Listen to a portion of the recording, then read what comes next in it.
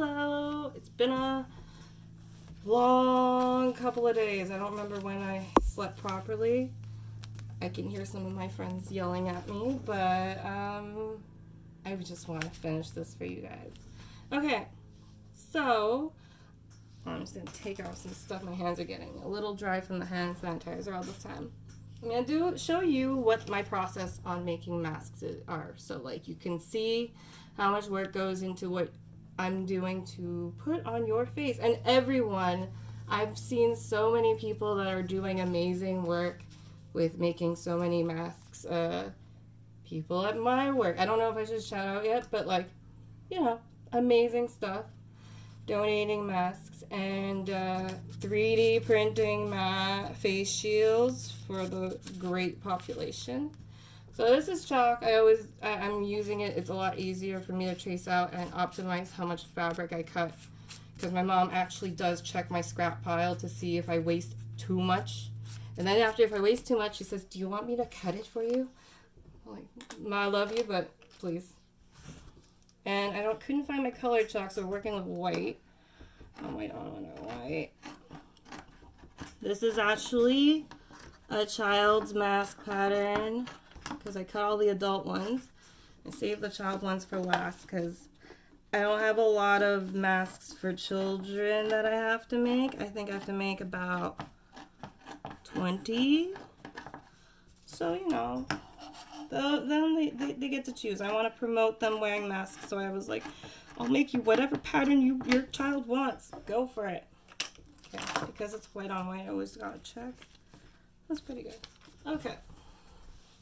Goes in my pile. So I cut about 890, let's say I cut about 898 of these panels for the adult size. I will put a link of this pattern at the bottom of my page. It's the child's one, but it's amazing. Not for profit. I'm not using it, but her tutorials are great. And then I cut 842. I don't know why I'm missing 50 panels, but at least 842 accounted for of these panels.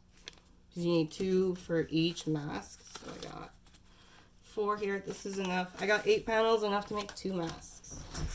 For my friend Pat's little girl. Really like this pattern. Okay, so I take the 2 panels, and I already did this for these ones, but I have this little foot now that makes it a lot easier to make things very straight. So I use the 1/4 to have a 1/4 inseam from the edge that I cut, which in the pattern it's accommodated for. Oh, great. That's the problem with switching my foot every time I have to do something. It's the 1/4. I'm looking for a really cute screwdriver that's at least like manageable, so I don't have to do this every single time with this long thing that my parents use all the time.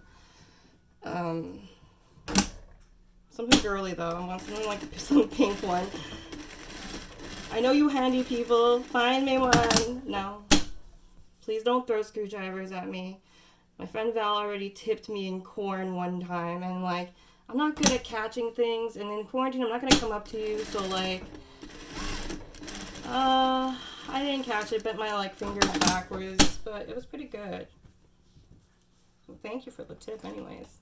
Okay, now because I already sewed them 2 panels together, to open it up and sew my top stitching.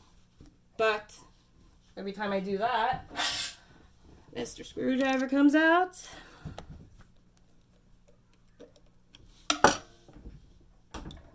Alright, machine's off for safety. Look at me being cautious. Size 1/8. Switch that on. So that's why the machine has to be kind of on, but you gotta watch your fingers. I've been working with this type of machine since I was 4, and I remember my aunt Nana was making decorations for her kids at her daycare out of felt, and had just grabbed the scraps and just sewn them together in a zigzag motion. I still have those, but that was my first experience on a sewing machine, and I absolutely loved it. Okay, so I aligned the seat properly. wish you could see them more. But I align it with the ridge because there's a little ridge right here that takes the edge. Push through. Whee! I'm only going to sew the top stitching of 2 so I could show you what it looks like assembled.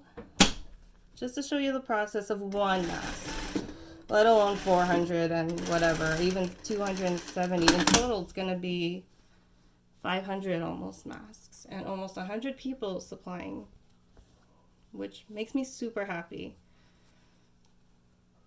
I turned 30 a couple of weeks ago, and honestly, instead of I celebrated, but I really wanted to give back.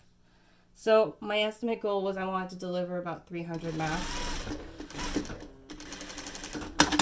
It's actually a little higher, but makes me really happy. Here's where I made a mistake. Okay, so because I did the 1/8, gotta undo that because it's the 1/8 I only use for the top stitching, and then the 1/4 I use for the inseams of anything.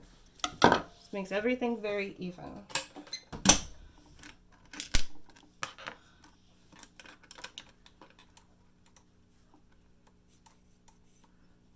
For all of you guys that ordered black masks, I don't know if you guys realize how hot it is, but like I have tons. I don't mind, but like if you guys want to change that, I don't mind either. Like throwing in a few colorful masks.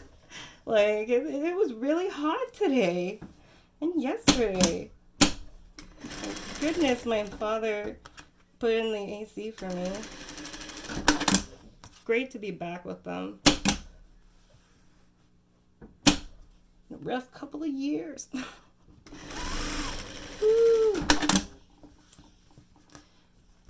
Like I've been playing with this machine for a long time, so I know its limitations. But also, keep in mind that I have a bobbin under the machine running a thread. So I go by color. If I have the white batch here, I go everything that requires a white, run the thread, run a bobbin on this side so I can have something to use after. And I'll just show you real quick. Every time I run out, I gotta pop this out. Pop the little bobbin. Oop. And then pop it back in.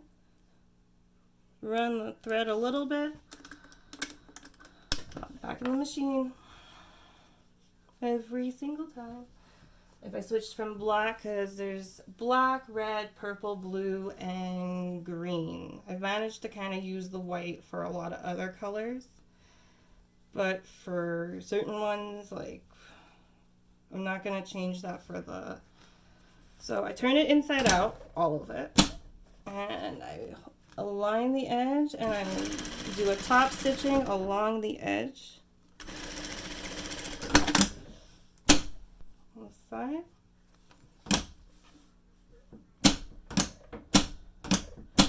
Be careful. I've ran my finger under the machine. It's not a fun experience. Especially, I remember one time I was doing a cosplay, and I had ran my finger under the machine, and it was all white fabric. And I called my mother in. She sees a bunch of blood everywhere. I'm telling her, I'm like, oh, she's like, are you okay? I'm like, yeah, I don't care. Just move the white fabric. I didn't want to get blood on what I had already did. Here's my mistake. I'm using 1/4 stitching. Well, I'm so sorry for that. But it's still even. So usually I'd be a little bit annoyed with myself. But I'll fix the next one. It'll be perfect the next one. It's therapeutic because it's also, I like being meticulous because my mother taught me to just add a little extra effort into something. The little details, what you make it just a little extra. So every one of them I have to take scissors, cut all the threads. There's at least the top, the edges, usually, and all my cottons, I always pre-wash them because I don't like handling stuff. I always like to pre-wash my cottons anyways in case they shrink, in case they bleed. So you don't want to see that after in the end. It's not that great. Okay, so I have my mask here all set. And what I do, normally, here's my roll of elastic. Take my ruler, measure about 8 inches, cut it, and take my bobby pin, run my elastic,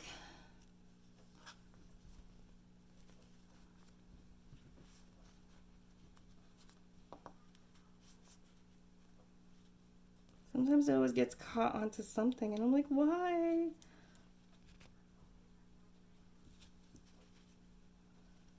My friend, my bestie, Julie, and she uses a safety pin. I'm just scared of stabbing myself, even if it's closed. I'm mostly sleep deprived when I'm doing this.